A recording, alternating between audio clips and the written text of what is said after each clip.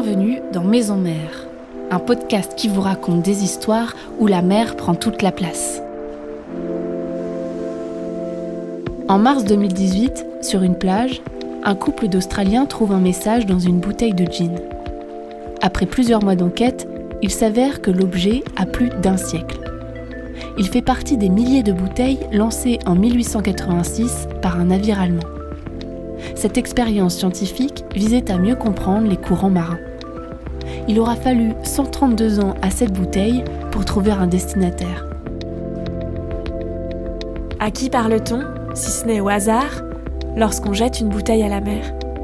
Enfant, Amandine Orban de Xivry a passé beaucoup de temps sur les plages de Belgique, à manger des gaufres et à conduire des petites voitures, des cuistax, comme on dit là-bas. Le temps a passé. Elle vit maintenant quelque part à la campagne, en Belgique, et elle est conteuse. Pendant une période de sa vie, Amandine a jeté des bouteilles à la mer.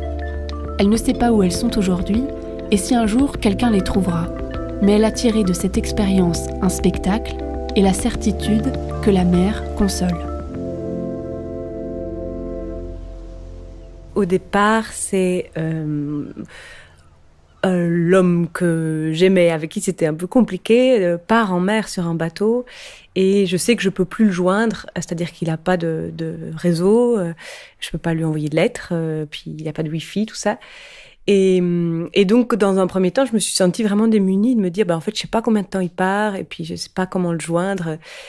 Et en fait, à un moment donné, assez vite, je me suis dit, je peux pas le joindre, mais rien ne m'empêche de dire ce que j'ai envie de dire, et puis de le jeter à la mer. Et j'aimais bien quelque part, c'était une idée ou une image qui me réconfortait, de me dire que il y avait cette mer-là énorme, et puis je m'en remettais à elle, et moi je disais ce que j'avais envie de dire, et puis la mer, elle l'emportait, et après le reste, ça m'appartenait pas. Et du coup, en fait, la première bouteille que j'ai jetée lui était adressée, mais dedans, j'avais mis une lettre et puis une histoire. Et en fait, dès le moment où je l'ai fait, ça m'a vraiment plu de le faire. Et du coup, et puis ça m'a guéri aussi. Donc directement, le fait d'avoir envoyé cette bouteille, j'avais fait ce que j'avais à faire.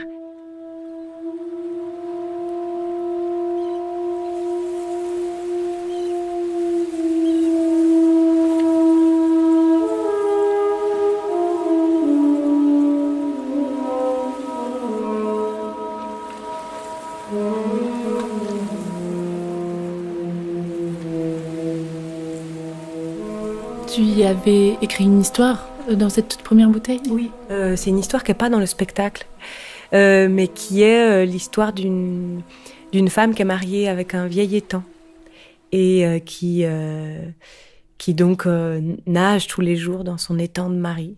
Puis lui, il l'enveloppe et tout ça. Puis un jour, à cet endroit-là, il n'y a plus de pluie.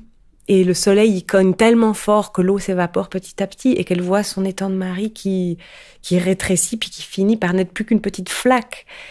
Et elle touche encore, du bout des pieds, son étang de mari, mais c'est plus pareil qu'avant, quoi. Et puis le soleil, il finit par l'emporter tout entier. La femme, elle attend. Elle attend. Puis à un moment donné, enfin, elle voit le ciel qui se charge de nuages. Et la pluie qui commence à tomber, et donc elle est pleine d'espoir. Puis le vent souffle, il emporte les nuages, et il y a juste une petite flaque. Et elle dit non, mais ça c'est pas possible, quoi, pas deux fois. Donc là, elle se met à marcher, et elle va enfiler les flaques comme ça jusqu'à ce qu'elle retrouve son étang de mari qui est dans un autre endroit. Et puis elle va le ramener comme ça, poignée après poignée, puis elle va finir par replonger dans son étang de mari. Et j'avais choisi cette première histoire-là parce qu'il y a la question de l'attente, où on maîtrise pas, en fait, parce que les autres ne nous appartiennent pas, puis ouais, voilà.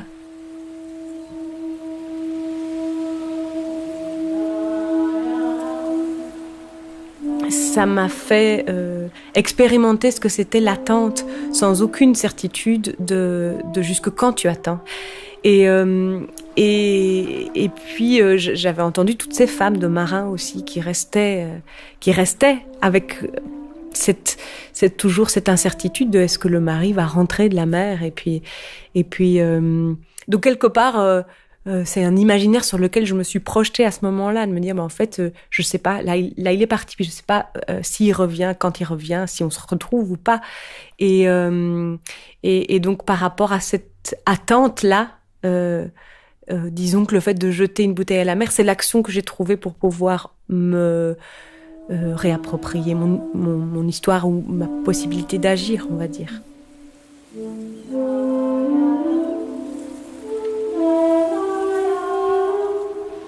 Mais donc la première bouteille, je pense que c'était un peu sommaire. J'avais essayé de colmater ça avec de la cire, de bougies ou un truc comme ça. Et je l'avais adressée donc à celui qui était en mer et puis à celui ou à celle qui trouverait cette bouteille en disant si vous trouvez cette bouteille, vous pouvez toujours l'acheminer jusqu'à son adresse officielle. En fait, je me rappelle moins de la toute première bouteille que j'ai jetée que de celle dont je parle dans le spectacle, qui était en pleine nuit. J'avais vraiment envie d'aller jeter une bouteille. J'avais pas de temps devant moi. Puis j'ai regardé quand la marée était descendante. Et c'était vers 4h du matin. On était en plein mois de novembre. Et il faisait caillant. Et j'avais une voiture apprêtée d'une copine, parce qu'il y a pas de train à cette heure-là. Et donc je suis partie à Bruxelles avec cette toute petite voiture, avec ses phares qui tenaient pas très bien la route. Je suis arrivée et c'était vraiment super calme comme ça. J'avais aussi apprêté un micro et un casque. Comme il faisait tout noir, je pouvais pas me raccrocher à grand chose au niveau visuel. Mais j'avais ce casque sur les oreilles et du coup je me suis baladée dans toute cette zone un peu industrielle et un peu port de pêche, mais avec une flotte en décrépitude, en fait. Je m'en suis rendu compte après. Et je me laissais juste guider par les sons. Puis c'est la nuit, donc on est déjà dans un état d'esprit un peu particulier, avec juste lumière blafarde d'un réverbère et puis ces odeurs de porc, quoi. Et oui, juste des pas que j'entendais au loin. Enfin, et ça a mis vraiment tout un temps énorme, qui m'a paru infini avant que le soleil ne se lève. Mais du coup, quand le soleil se lève là-dessus et qu'on a passé des heures dehors, il y a tout qui s'ouvre, quoi.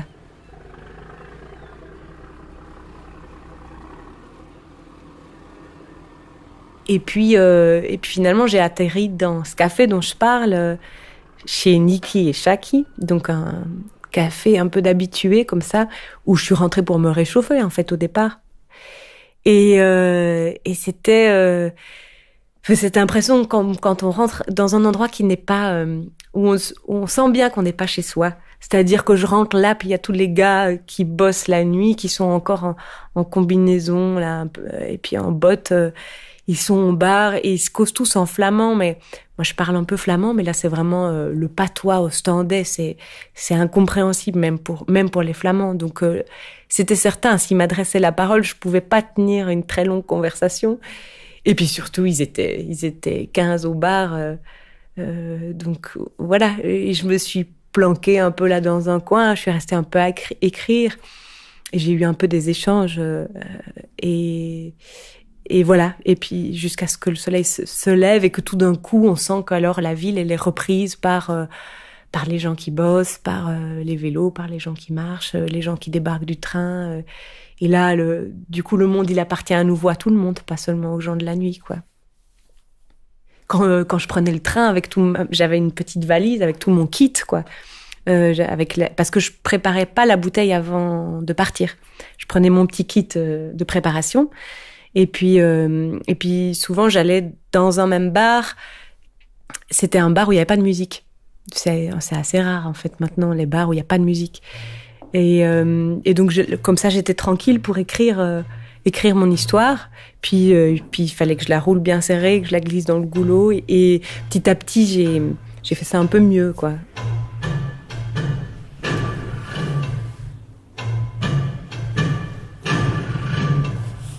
J'ai déménagé à Bruxelles et je suis arrivée donc dans une maison. J'étais en colocation et ma colocataire s'appelait Océane parce que son père avait construit des bateaux et il avait voyagé avec elle pendant plusieurs années, avec elle et sa sœur et sa mère. Et du coup, tout d'un coup, j'étais en contact avec de chez moi, avec le milieu marin. Puis du coup, il m'a passé un bouquin, La longue route de Moitessier. Donc c'était aussi ouvrir un peu les imaginaires là-dessus. Et puis j'ai rencontré un autre homme qui avait chez lui une bouchonneuse qui aidait à colmater davantage les bouteilles. Enfin, bon. Mais c'est juste que quand on a notre centre d'attention ou notre champ d'attention qui se dirige sur une certaine chose, tout d'un coup on a l'impression qu'il y a plein de hasards qui arrivent. Et c'est pas nécessairement les hasards qui arrivent, c'est juste qu'en fait on est disponible et attentif et qu'on a envie de voir peut-être des signes ou des choses qui font écho. Et donc et du coup la vie est pleine de synchronicité, quoi.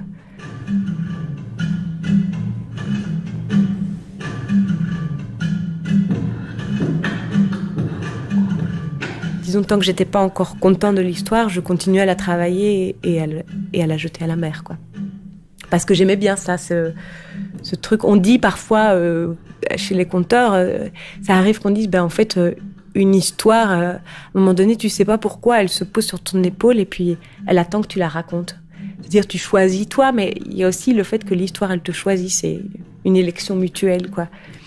Et du coup, j'aimais bien le fait de dire, tiens, en fait, les histoires, elles vont faire leur propre chemin, puis je sais pas où elles vont arriver. Et c'est comme regarder une carte et tu peux projeter 20 000 voyages là-dessus. Tu lis juste les noms des mers et des îles et tu peux tout projeter. Et j'aime bien aussi ce truc, on sait pas quand la bouteille va arriver où. Et peut-être c'est dans 30 ans et peut-être c'est à l'autre bout du monde et peut-être c'est quelqu'un qui va rien comprendre de ce qui est écrit sur la lettre parce qu'il parle absolument pas français. J'aime bien quand les choses, elles nous échappent un peu, quoi. Je trouve qu'on cherche toujours à beaucoup maîtriser les choses et du coup, ça fait du bien de remettre un peu d'incertitude là-dedans.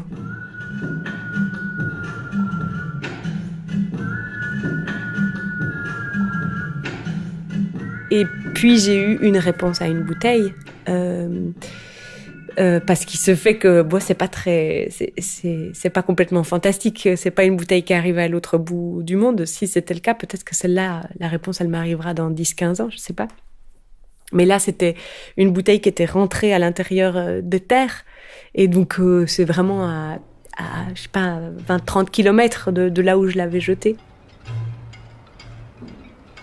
C'est à partir de cette lettre-là que j'ai décidé de faire de toute cette expérience-là un spectacle.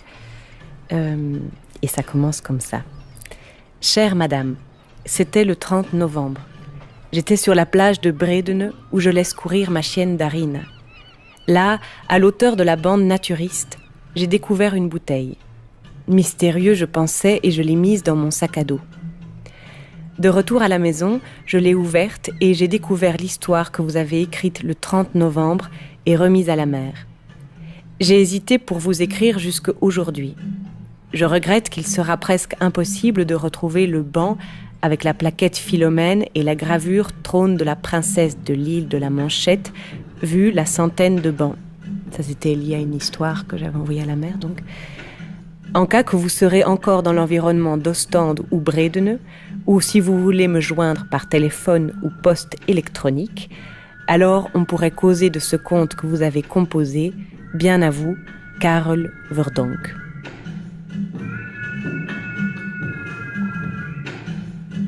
J'avais jeté la bouteille en 30 novembre. Il l'a retrouvée le jour même, donc c'est pour dire, elle n'est pas partie super loin.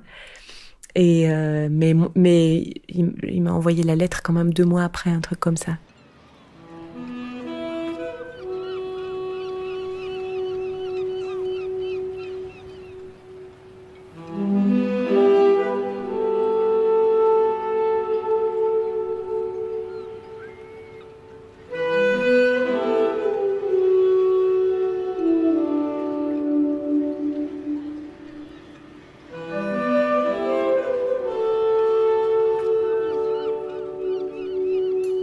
Quand est-ce que tu t'arrêtes? C'était quand la dernière bouteille que tu jettes à la mer? À partir du moment où je me dis que je veux en faire un spectacle, alors en réalité là, je reprends toutes les notes et les expériences que j'ai eues. Mais je suis dans autre chose. Je suis plus... Là, ça n'avait plus de sens pour moi de continuer à jeter des bouteilles, parce qu'alors je l'aurais fait en pensant déjà à mon spectacle. Et donc ça aurait été un peu fake pour moi, un peu construit comme ça.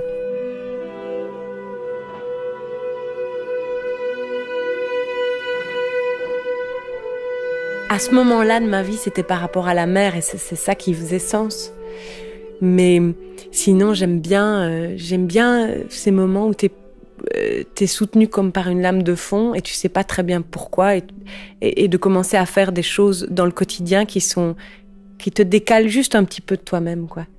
Et qui font que t'as accès à des choses ou que tu lèves un peu tes yeux de tes pieds et que tu vois un peu autre chose et que voilà, c'est comme une rencontre en fait. C'est pas pour ça que tu restes toute ta vie avec la même personne, mais la rencontre elle a été là, quoi. Ouais. Au tout début de l'entretien, tu as dit que la mer t'avait guéri. Elle t'a guéri de quoi ? De cette attente dont je ne savais quoi faire. C'est-à-dire que, en fait, la séparation, elle était juste, mais c'est très dur quand quelqu'un part et on a le sentiment qu'on lui a pas dit tout ce qu'on devait dire. Et puis qu'en fait, là, on peut plus rien faire et que c'est plus entre nos mains. D'accepter qu'on ne peut rien faire, et que c'est comme ça. Et la mer, elle m'a prise avec elle, quoi, quelque part. Enfin, où je me suis abandonnée à elle. Et en ce sens-là, elle m'a guérie, ouais.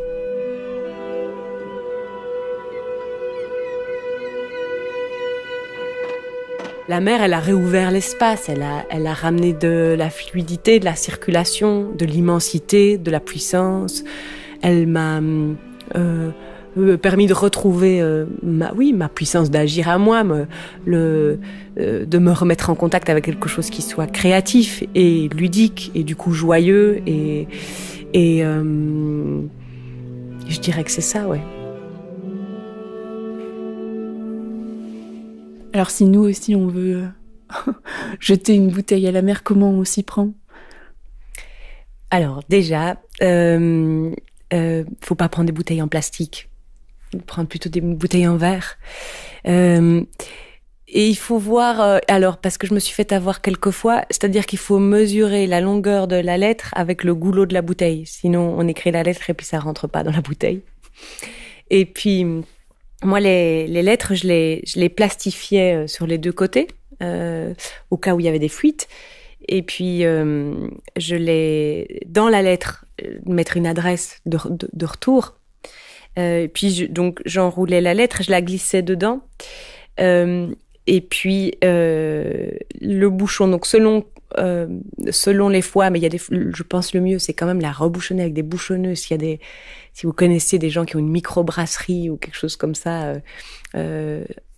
rebouchonner la bouteille avec une bouchonneuse. Et puis, moi, je colmatais avec du silicone qui résiste au sel de mer, aux UV et aux intempéries. Et après, il faut regarder la météo, du coup. Et après, il faut regarder la météo, oui.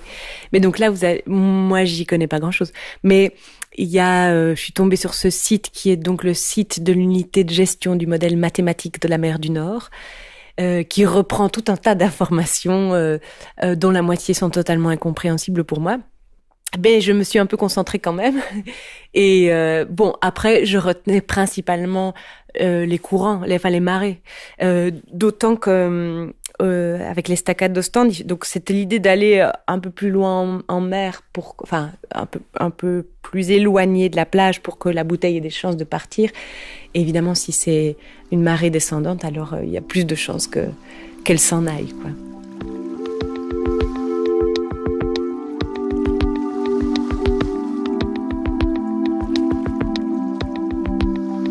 Merci d'avoir écouté cet épisode de Maison Mère.